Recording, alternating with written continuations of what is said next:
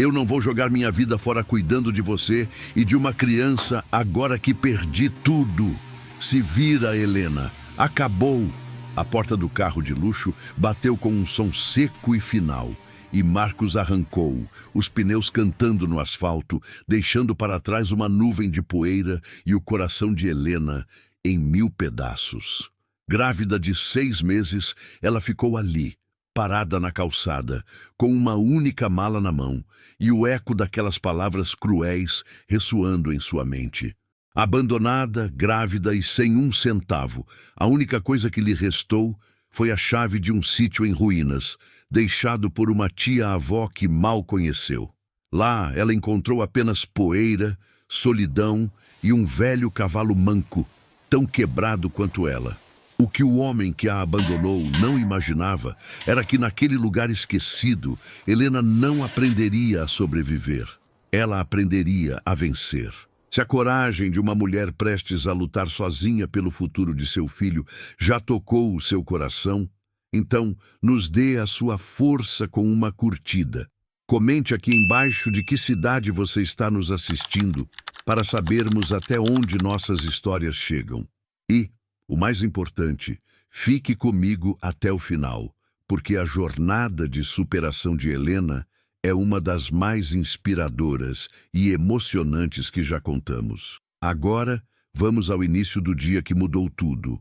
A vida de Helena parecia um conto de fadas. Casada com Marcos, um empresário carismático e bem-sucedido, ela vivia em uma cobertura luxuosa na cidade, cercada de conforto e da promessa de um futuro brilhante. Quando descobriu que estava grávida, a felicidade parecia completa. Eles escolheram o nome, decoraram o quarto do bebê, fizeram planos. Helena, que cresceu em uma família simples, sentia que finalmente havia encontrado seu porto seguro. Mas o castelo de cartas desmoronou da noite para o dia. Um investimento arriscado, a traição de um sócio e o império de Marcos virou pó. A falência foi brutal e rápida. Os carros de luxo foram rebocados, as contas bloqueadas e o homem sorridente e confiante que Helena amava se transformou em um estranho, um homem amargo, assustado e cruel. Foi em uma manhã cinzenta que ele deu a sentença. Eu preciso recomeçar, Helena, e não posso fazer isso com uma âncora amarrada aos meus pés, ele disse, evitando olhar para a barriga dela. Uma âncora, Marcos? É assim que você chama o nosso filho? Ela perguntou, a voz embargada pela incredulidade. Eu não pedi por isso, não agora. Ele explodiu, a frustração e a covardia se transformando em raiva. Eu perdi tudo. Você não entende? Tudo. Não tenho como sustentar uma família. Minha vida acabou. A nossa vida, Marcos. Nós podemos recomeçar juntos do zero. Ela tentou, segurando a mão dele. Ele se afastou, como se o toque dela queimasse. Não existe nós, existe eu. E eu preciso ser livre para me reerguer. Você se vira. Foi então que ele se lembrou. Sua tia-avó não te deixou aquele pedaço de terra inútil no interior? Ótimo, vá para lá. Pelo menos terá um teto. A frieza da sugestão a deixou sem ar. Ele não estava apenas terminando o relacionamento. Ele estava a descartando, junto com o filho deles, como um objeto que não lhe servia mais. Foi quando ele a levou até a porta, proferiu as palavras finais e a abandonou na calçada, com uma mala contendo algumas roupas e a chave enferrujada do tal sítio. Depois de passar a noite na casa de uma amiga, sentindo-se um fardo, Helena tomou a única decisão que lhe restava. Pegou um ônibus para a pequena cidade do interior e de lá uma carona em uma caminhonete velha que a deixou na entrada de uma estrada de terra. O sítio da Figueira é no final desta estrada, moça. Mas não sei se vai encontrar muita coisa lá. Faz anos que ninguém vive ali, disse o motorista, olhando para ela com pena. A caminhada foi longa. A cada passo, o peso da mala e da barriga parecia aumentar. Quando finalmente chegou, a visão quase a fez desabar. O que um dia foi um sítio era agora um retrato do abandono. A casa principal era pequena, de madeira, com a pintura descascada, janelas quebradas e o telhado parcialmente cedido. O mato alto tomava conta de tudo, e a cerca de arame estava caída em vários pontos. O silêncio era profundo, quebrado apenas pelo som do vento. Com o coração apertado, ela usou a chave enferrujada para abrir a porta. O cheiro de mofo e poeira a atingiu em cheio. Lá dentro, a desolação era ainda maior. Móveis velhos e quebrados, teias de aranha por toda parte. Era o fundo do poço. Sozinha, grávida, sem dinheiro e em um lugar que parecia ter desistido da vida.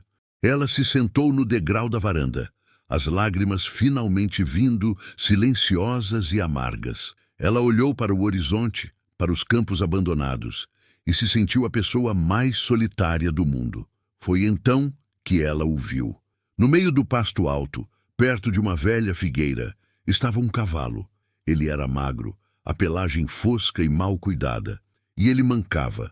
Uma de suas patas dianteiras estava em um ângulo estranho, e ele se movia com dificuldade, apoiando-se nas outras três. Ele levantou a cabeça e olhou para ela, os olhos grandes e assustados. Naquele instante, Helena viu a si mesma, viu a dor, o abandono, a fragilidade. Ali, naquele lugar esquecido por Deus e pelos homens, ela não estava completamente sozinha. Havia outra alma quebrada, outro ser vivo que o mundo havia deixado para trás.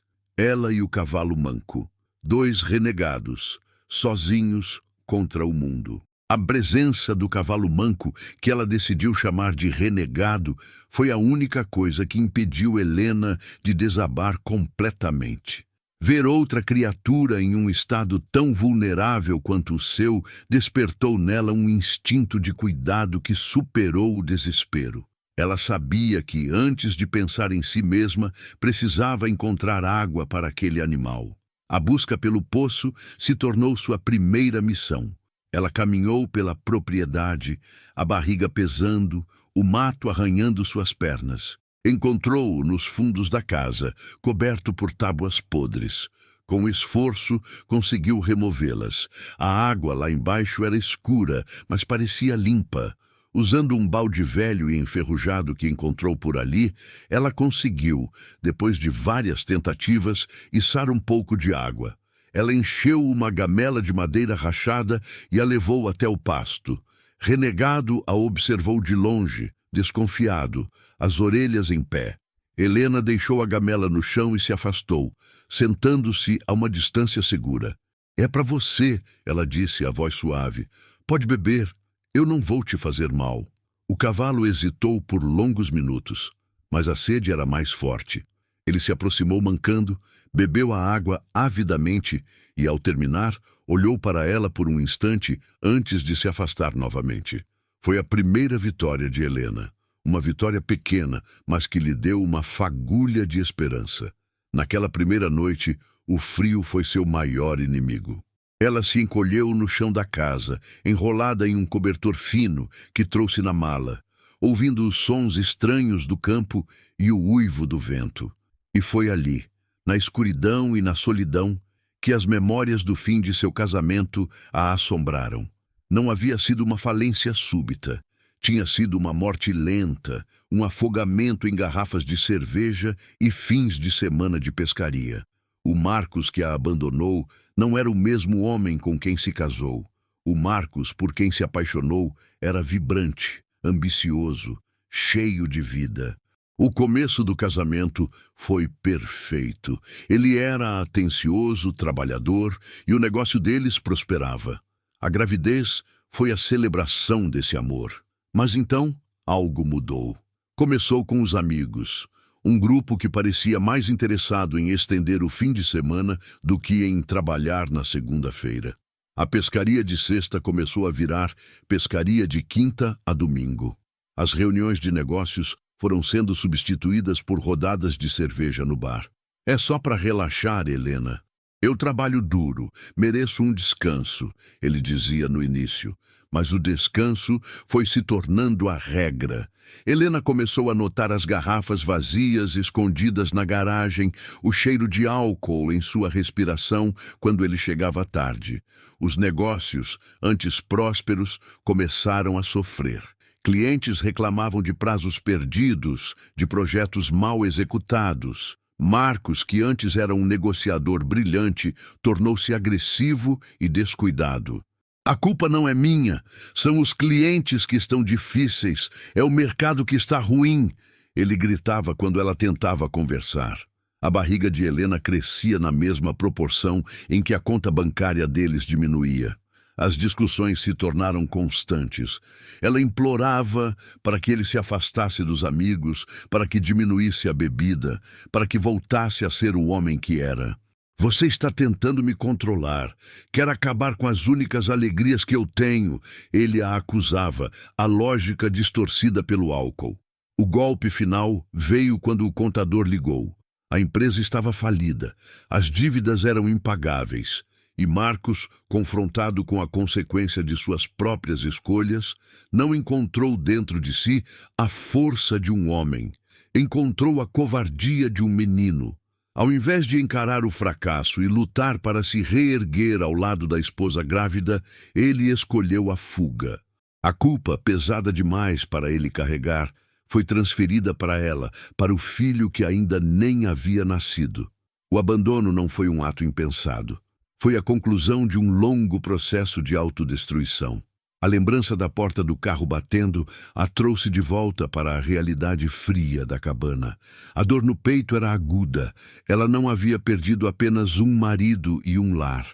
Ela havia perdido a ilusão de um amor que ela lutou para salvar, mas que ele mesmo fez questão de destruir. Encolhida no chão, ela chorou. Chorou pelo homem que amou, pelo homem que ele se tornou e pelo futuro incerto que agora enfrentava sozinha.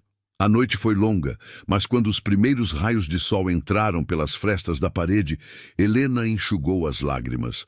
A autopiedade não a levaria a lugar nenhum. Ela tinha um filho para criar. E lá fora, um cavalo manco que dependia dela para ter água. A luta pela sobrevivência estava apenas começando. Com a luz da manhã, a desolação do sítio pareceu ainda maior. Mas Helena estava movida por uma nova determinação. A noite de choro havia lavado a autopiedade, deixando para trás apenas a necessidade crua de sobreviver. Sua primeira tarefa era tornar a casa minimamente habitável.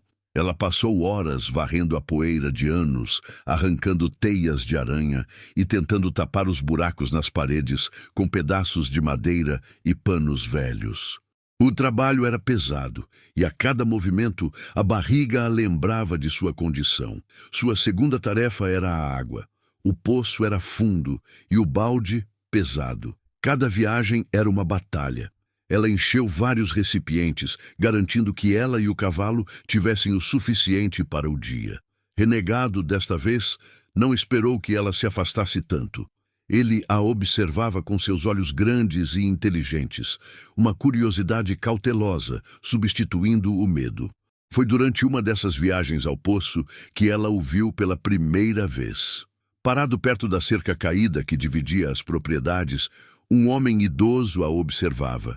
Ele era alto, magro, com a pele curtida pelo sol e um chapéu de palha desfiado na cabeça. Ele não disse nada, apenas observou, os braços cruzados. Helena sentiu um calafrio. Seria um amigo de Marcos? Alguém que veio para expulsá-la também? Ela apressou o passo, o coração batendo forte. No dia seguinte ele estava lá novamente, no mesmo lugar. Helena tentou ignorá-lo, focando em sua nova tarefa, encontrar comida. Ela explorou os arredores da casa e encontrou os restos de uma horta antiga, completamente tomada pelo mato.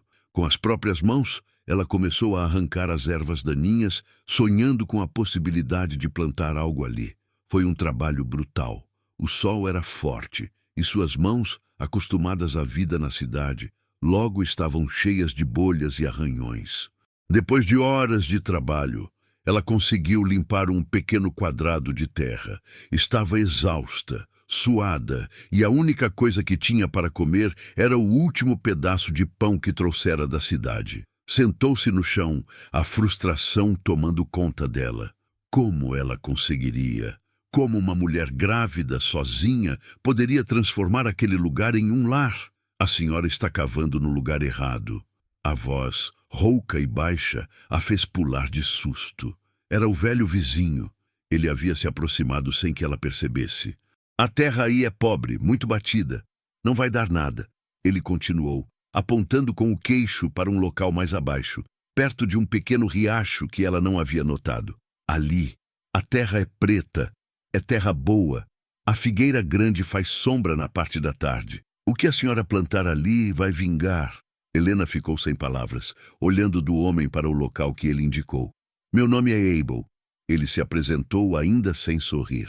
Moro aqui há mais de 50 anos. Conheci sua tia-avó. Era uma mulher forte.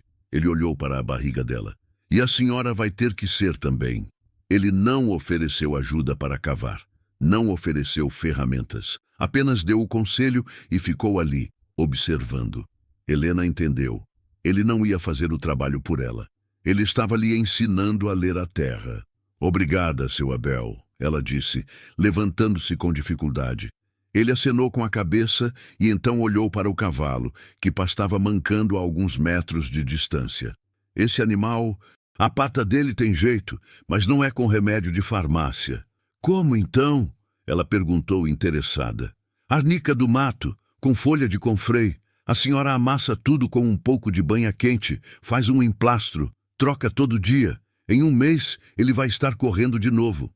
Ele apontou para uma moita de plantas com flores amarelas perto do riacho. Aquilo ali é arnica. O confrei eu tenho lá no meu sítio. Vou deixar um maço na cerca para a senhora mais tarde.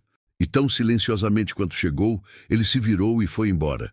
Helena ficou ali, processando a informação. Aquele homem rude e de poucas palavras havia lhe dado, em poucos minutos, as duas chaves mais importantes para sua sobrevivência: onde plantar e como curar. Naquela tarde ela encontrou o maço de folhas de confrei exatamente onde ele disse que estaria.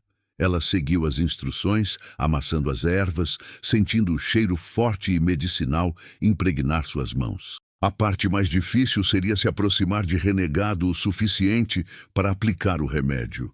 Ela caminhou lentamente até o pasto, segurando a pasta de ervas em uma folha de bananeira. Renegado, ela chamou suavemente. Eu vim te ajudar. Por favor, deixe eu cuidar de você. O cavalo a observou desconfiado. Ele recuou quando ela se aproximou. Helena não desistiu.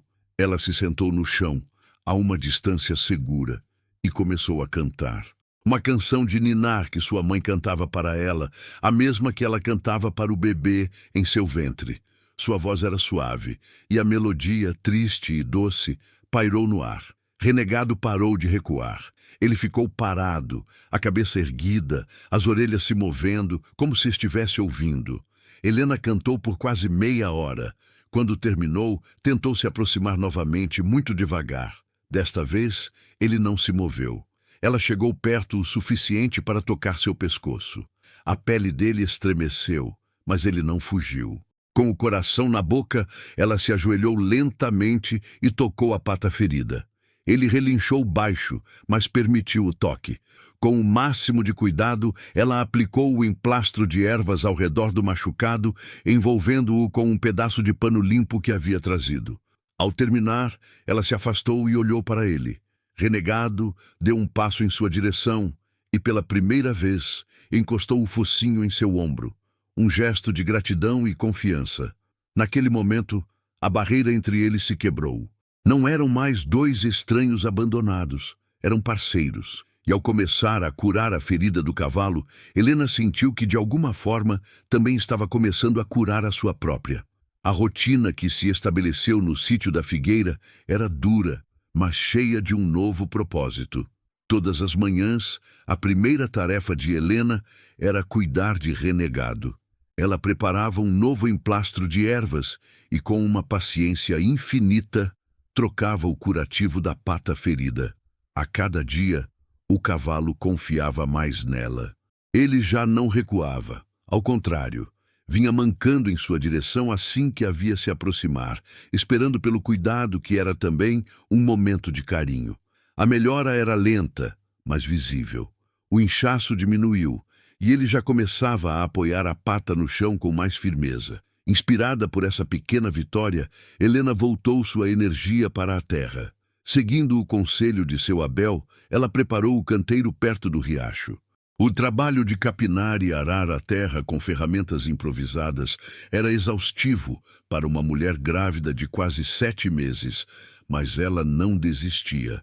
A cada enxadada, ela sentia que estava arrancando não apenas as ervas daninhas do solo, mas também a amargura de seu próprio coração. Seu Abel continuava a observá-la de longe, aparecendo de vez em quando na cerca para dar um conselho curto e prático. Não plante tudo de uma vez, plante um pouco a cada semana. Assim a senhora colhe um pouco a cada semana, ele disse um dia. Em outro, deixou um pequeno saco de sementes de milho e feijão na cerca. Sementes velhas, talvez vinguem, talvez não, ele disse, com sua falsa indiferença. Mas Helena sabia que era um presente de valor inestimável. A parceria com o renegado se tornou fundamental. O cavalo, agora seu companheiro fiel, parecia entender que eles precisavam um do outro. Helena improvisou uma pequena carroça com um caixote velho e algumas rodas que encontrou no galpão. Ela não atrelava o cavalo de forma que forçasse a pata machucada, mas o ensinou a caminhar ao seu lado, ajudando a puxar pequenas cargas de lenha do mato ou baldes de água do poço. Ele se tornou seus braços e pernas extras, uma força silenciosa que aliviava o fardo de seu trabalho. Os dias se transformaram em semanas. A barriga de Helena crescia e a horta também.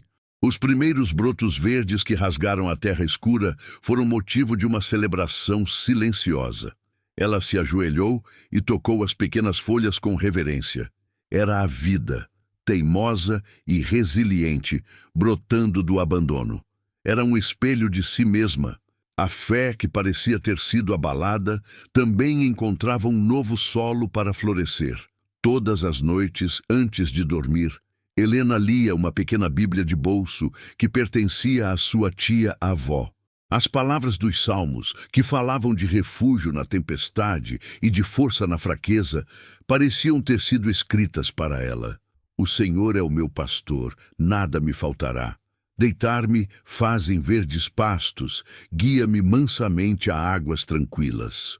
Ela olhava para sua pequena horta, para o riacho, para o cavalo que se curava e sentia a verdade daquelas palavras de uma forma que nunca havia sentido na cidade. O grande momento de triunfo veio em uma tarde ensolarada. Ao inspecionar sua horta, ela viu entre as folhas verdes de um tomateiro o primeiro fruto, vermelho, brilhante e perfeito. Seu coração disparou. Com um cuidado imenso, ela o colheu. Era a primeira coisa que ela colhia do seu próprio trabalho, da sua própria terra. Ela se sentou na grama, com o renegado pastando tranquilamente ao seu lado. Limpou o tomate na barra de sua blusa e deu uma mordida. O sabor era indescritível. Doce, suculento, o gosto da vitória. As lágrimas escorreram por seu rosto, mas desta vez não eram de tristeza. Eram lágrimas de uma alegria pura e avassaladora. Ela havia conseguido, sozinha. Ela olhou para sua casa, que agora tinha flores plantadas na janela. Olhou para sua horta, um pequeno tapete verde de esperança. Olhou para o cavalo, que agora caminhava com apenas um leve mancar. E olhou para a sua barriga, onde seu filho crescia, seguro. Ela não era mais a mulher abandonada da cidade. Ela era uma mulher da terra, forte, resiliente, uma sobrevivente. Naquele exato momento, seu Abel, que observava a cena de sua varanda, sorriu pela primeira vez. Um sorriso genuíno de orgulho e admiração. A mulher da cidade havia passado no teste. Ela havia aprendido a lição mais importante do campo. A vida sempre encontra um caminho. Helena está começando a vencer. Sua força e resiliência são uma inspiração. Mas antes de continuarmos, me diga aqui nos comentários, o que você está achando da jornada de Helena? Acredita que a superação dela é a maior resposta que ela poderia dar a quem a abandonou? Sua opinião é muito importante para nós. E não saia daí, porque o maior desafio da vida dela ainda está por vir. A colheita do primeiro tomate marcou uma virada na vida de Helena. A horta, antes um sonho distante, tornou-se uma fonte constante de alimento. Abóboras, milho, feijão, verduras. A terra, cuidada com amor e suor, respondia com uma generosidade que a maravilhava. Ela aprendeu a cozinhar no fogão a lenha, e o sabor da comida que ela mesma plantou tinha um gosto de dignidade que nenhum restaurante de luxo da cidade jamais poderia oferecer. A pata de renegado estava quase completamente curada. O emplastro de ervas, aplicado com uma disciplina religiosa, havia feito um pequeno milagre. O cavalo agora trotava pelo pasto, e o mancar era quase imperceptível. Ele se tornou a sombra de Helena, seguindo-a por toda parte, um companheiro leal e silencioso. A conexão entre eles era tão profunda que palavras não eram necessárias. Um olhar, um assobio suave, e ele entendia o que ela precisava.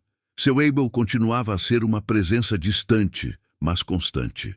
Ele nunca atravessava a cerca para ajudá-la diretamente, mas os presentes continuavam a aparecer. Um machado afiado para cortar lenha, um balde de leite fresco de sua vaca, um pequeno rádio a pilhas para que ela não se sentisse tão sozinha. Eram gestos de um homem que respeitava a luta dela, mas que estava ali para garantir que ela nunca caísse de vez.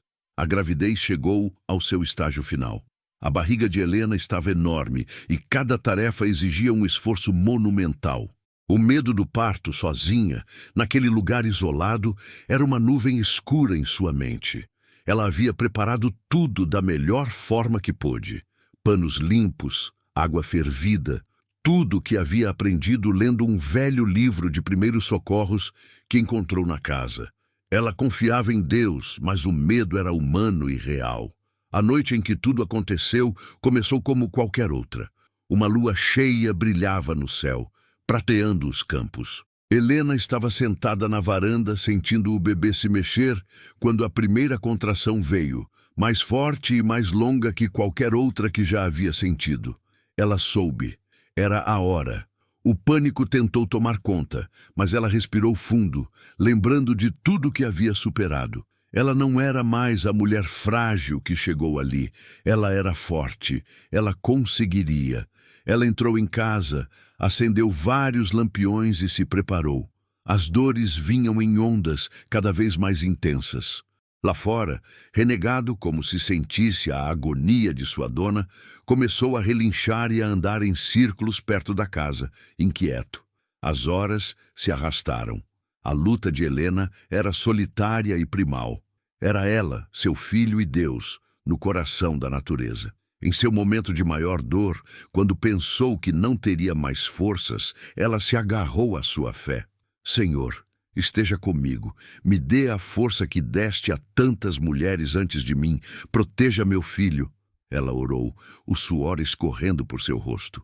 Do outro lado da colina, seu Abel, que tinha o sono leve de um homem do campo, foi acordado pelo comportamento estranho de renegado. O relinchar insistente e agoniado do cavalo era um alarme na quietude da noite. Ele se levantou, foi até a janela e entendeu. A luz na casa de Helena estava mais forte que o normal, e a inquietação do cavalo só podia significar uma coisa. Sem pensar duas vezes, ele pegou seu lampião e caminhou a passos rápidos pela escuridão. Ele não ousou entrar na casa, por respeito à privacidade dela, mas ficou do lado de fora, perto da janela, uma vigília silenciosa. Ele estava ali, caso ela precisasse, caso ela gritasse por ajuda.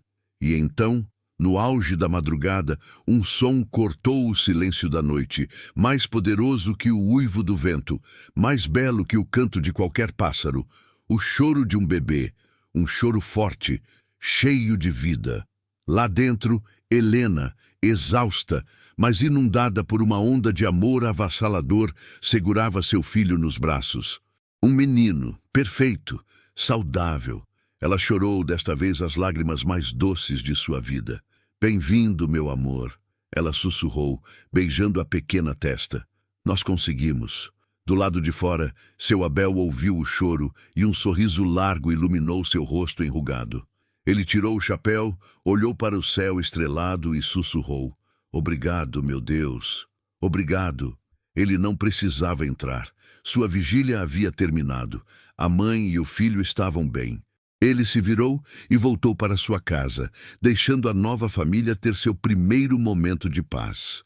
Na manhã seguinte, Helena estava sentada na cama, amamentando seu filho, quando ouviu uma batida suave na porta. Era seu Abel. Ele carregava uma cesta grande. "Eu imaginei que a senhora e o rapazinho estariam com fome", ele disse com sua habitual timidez. Na cesta havia pão caseiro ainda quente, queijo fresco, leite, frutas e um pequeno cobertor de lã tricotado à mão. "Eu não sei como agradecer, seu Abel." "Por tudo", disse Helena, os olhos marejados. "Não precisa agradecer. A senhora fez todo o trabalho duro", ele respondeu. Ele olhou para o bebê nos braços dela. "Ele é forte. Parece o pai." "Eu ainda não decidi o nome", disse Helena. "Se me permite um palpite", disse Abel. "Um menino que nasce com tanta força, em um lugar como este, de uma mãe com tanta coragem, ele só pode ter um nome, Vitória. Ou, se for menino, Vítor." Helena olhou para o filho, para o rosto sereno e perfeito. Vítor, o vitorioso. Era perfeito. "Vítor", ela repetiu com um sorriso. "Bem-vindo ao mundo, meu pequeno Vítor." A chegada de Vítor não foi o fim da luta, mas foi a coroação da vitória de Helena. Ela havia enfrentado o abandono, a solidão, a fome, o medo. E sozinha, no coração da natureza, ela havia trazido uma nova vida ao mundo. Ela não era mais uma vítima, era uma matriarca. A rainha de seu pequeno reino de terra, de amor e de resiliência. Os meses que se seguiram ao nascimento de Vítor foram de uma paz e uma plenitude que Helena nunca havia experimentado. A presença do bebê transformou o sítio em um verdadeiro lar. Os dias eram preenchidos com o ritmo da terra e as necessidades de seu filho. Ela o carregava em um pano amarrado ao corpo enquanto cuidava da horta, que agora produzia o suficiente para alimentá-los e ainda sobrava para trocar por outros mantimentos no pequeno vilarejo próximo. Renegado, completamente curado, tornou-se o protetor da família. Ele seguia Helena e o pequeno Vítor por toda parte, uma sombra grande e gentil. Quando Vítor chorava, o cavalo se aproximava e encostava o focinho no bebê, como se tentasse acalmá-lo. A imagem da mãe, do filho e do cavalo se tornou uma visão comum e respeitada na região. Seu Abel era uma presença constante. Ele ensinou Helena a consertar o telhado, a fazer queijo, a entender os sinais da chuva. Ele se tornou a figura de avô que Vítor nunca teria, passando horas com o menino no colo, contando histórias do campo. A solidão de Helena havia sido preenchida não por um novo amor romântico, mas por uma família forjada na adversidade e no respeito mútuo. A história da dama do sítio da Figueira se espalhou. As pessoas do vilarejo, que antes a olhavam com pena, agora a viam com admiração. Ela era a prova de que a força de vontade podia transformar o abandono em abundância. Mas a paz, como a calmaria antes da tempestade, estava prestes a ser quebrada. Em uma tarde quente, enquanto Helena estendia as roupas do bebê no varal, um som estranho quebrou o silêncio do campo. O som de um motor de carro, um motor potente, se aproximando pela estrada de terra. Renegado que pastava por perto levantou a cabeça e relinchou, um som de alerta. O coração de Helena gelou. Ela conhecia aquele som. Um carro de luxo, empoeirado e fora de lugar naquele cenário rústico, parou em frente à porteira que ela mesma havia consertado. A porta se abriu e dele desceu Marcos. Ele estava diferente, mas magro, com olheiras profundas e roupas caras que pareciam não lhe servir mais tão bem. O sorriso, no entanto, era o mesmo. O sorriso charmoso e falso que ela conhecia tão bem. "Helena, meu amor, eu te encontrei", ele disse, abrindo os braços como se esperasse um abraço. Helena não se moveu. Ficou parada, o prendedor de roupas ainda na mão, o coração batendo forte, mas não de medo, de raiva. "O que você quer aqui, Marcos?" ela perguntou, a voz fria como o aço. "Eu vim te ver." "Ver vocês?" ele disse, tentando olhar por cima do ombro dela em direção à casa. "Soube que nós tivemos um filho. Eu soube que você conseguiu se virar. Fiquei tão orgulhoso." "Orgulhoso?" ela repetiu, uma risada amarga escapando de seus lábios. "Você não tem o direito de sentir orgulho. Você não tem direito a nada aqui." Ele se aproximou da porteira, o sorriso vacilando diante da frieza dela. "Helena, eu errei. Eu sei. Eu fui um fraco, um covarde. Mas eu mudei. A vida me deu uma lição. Perdi tudo, passei por maus bocados, e em todo esse tempo eu só pensava em você, em voltar para a minha família." Era uma mentira, e ela sabia. Ela podia ver nos olhos dele. Ele não veio por amor. Ele veio porque soube que ela havia prosperado. Ele viu a horta viçosa, a casa pintada, a fumaça saindo da chaminé. Ele viu a vida que ela construiu sem ele e quis um pedaço dela. "Sua família?" ela questionou, a voz cortante. "Você deixou de ter uma família no dia em que bateu a porta daquele carro e me deixou na rua, grávida. Minha família está aqui," ela disse, olhando para a casa onde seu filho dormia. "E você não faz parte dela." "Helena, por favor, seja razoável." Ele tentou, mudando a tática, a voz agora suplicante. "É o meu filho também. Eu tenho direitos. Eu quero participar da vida dele. Eu posso te ajudar. Podemos vender este lugar, voltar para a cidade, recomeçar." "Vender este lugar?" ela o interrompeu. E desta vez ela riu alto. Um riso de incredulidade. "Você não entende nada, não é? Este lugar não é um pedaço de terra inútil, Marcos. Este lugar é a minha vida. Foi esta terra que me alimentou quando você me deixou para morrer de fome.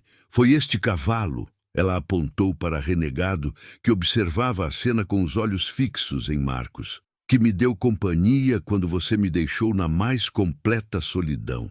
Foi este teto que me abrigou e ao nosso filho, quando você nos jogou na rua."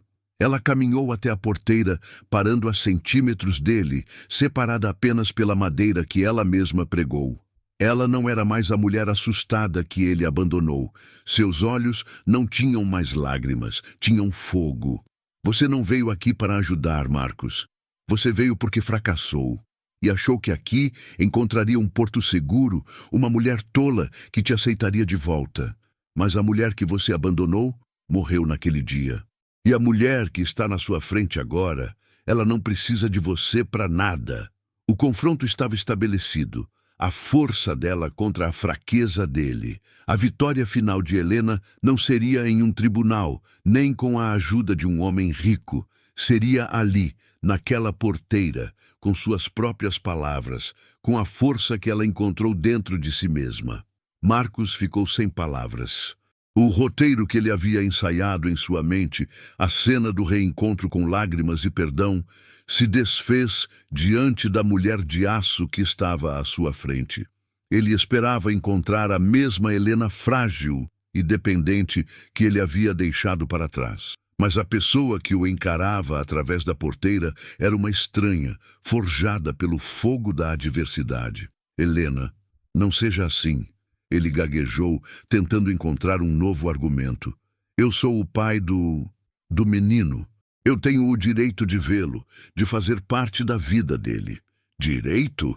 A voz de Helena era baixa, mas carregada de um peso que o fez recuar. "Você perdeu todos os seus direitos no momento em que nos chamou de âncora.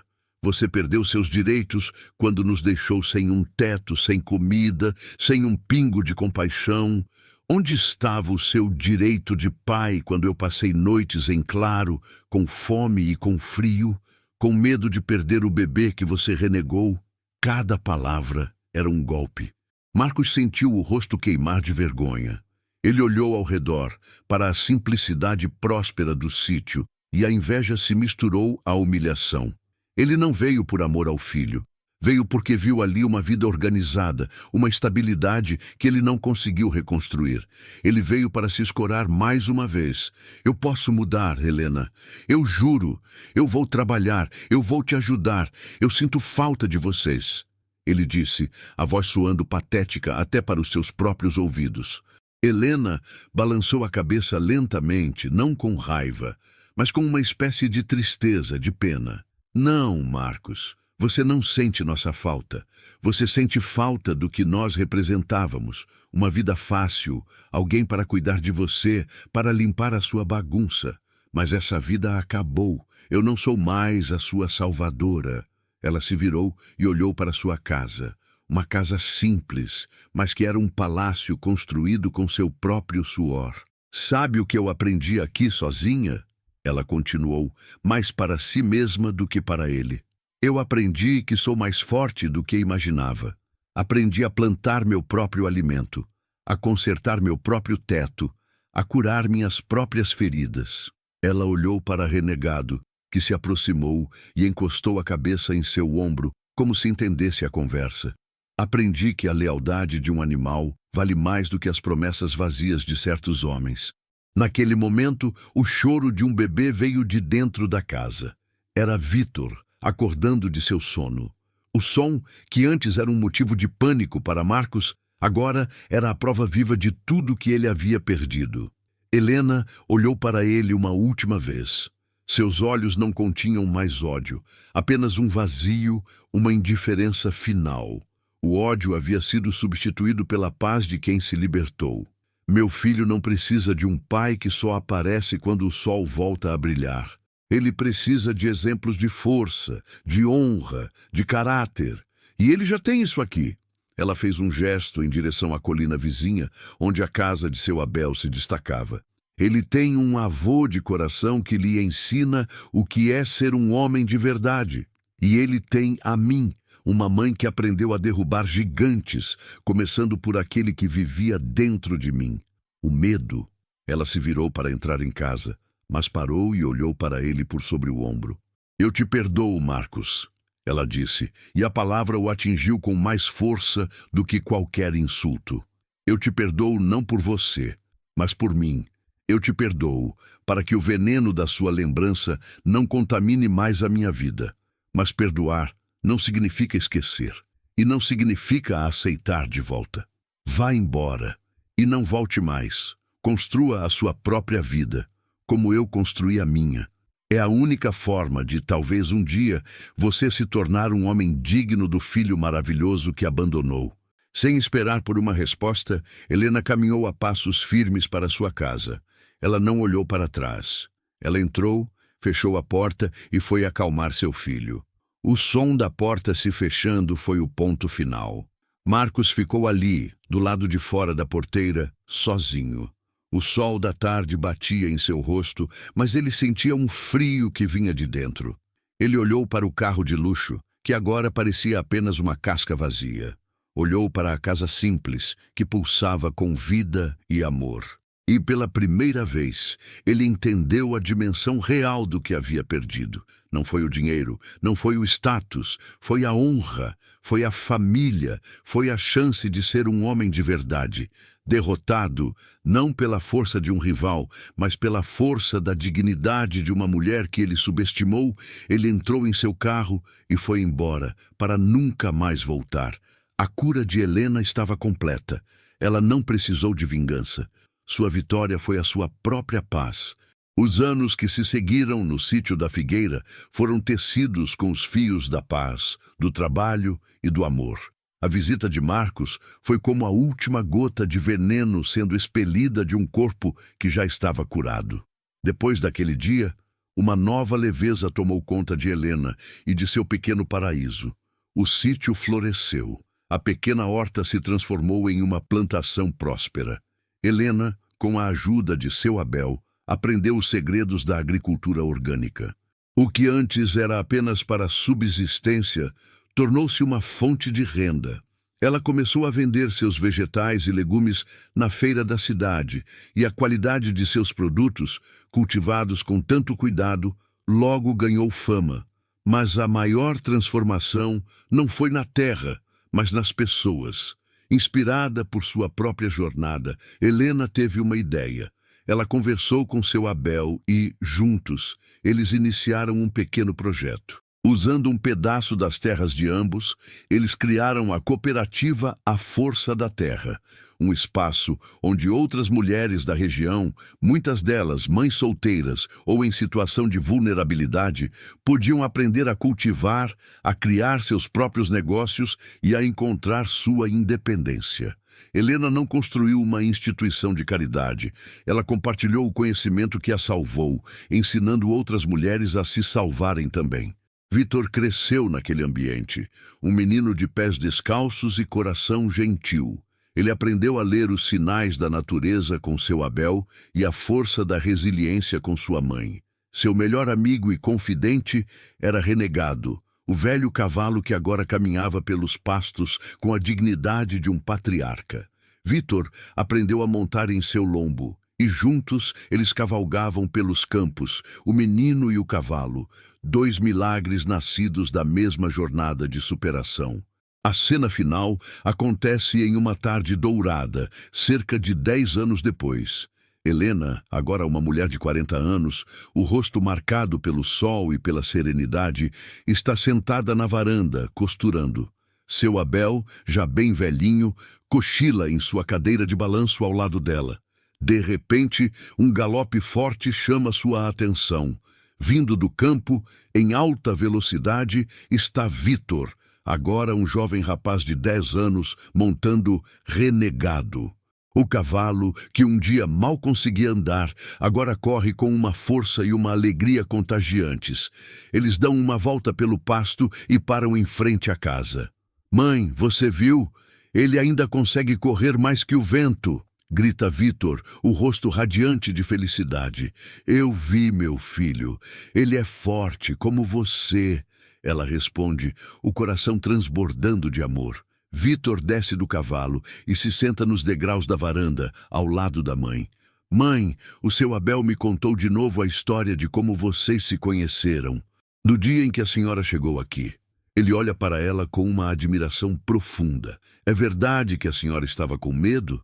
Helena para de costurar e olha para o horizonte, para a mesma paisagem que um dia lhe pareceu tão assustadora. "Sim, meu filho. Eu estava apavorada. Achei que o mundo tinha acabado." "E o que a senhora fez?" ele pergunta. Ela sorri e toca o rosto do filho. "Eu olhei para a minha barriga, onde você estava, e entendi que não tinha o direito de desistir. E olhei para aquele cavalo manco e entendi que não estava sozinha na minha dor. E então eu pedi a Deus que me ensinasse a ser forte, e Ele não me deu a força pronta. Ele me deu a terra, a semente e a chance de descobrir a força que já existia dentro de mim." Ela olha para Renegado, que pasta tranquilamente, e depois para o filho. "A vida, meu filho, às vezes nos quebra. Ela nos deixa mancando, sozinhos, no meio do nada. Mas é nesses momentos que a gente descobre do que é feito. E aprende que a maior vitória não é ter alguém para nos carregar no colo. É aprender a caminhar com as próprias pernas novamente. E se tivermos sorte, encontrar outro alguém quebrado no caminho para curarmos juntos." Vitor a abraça forte.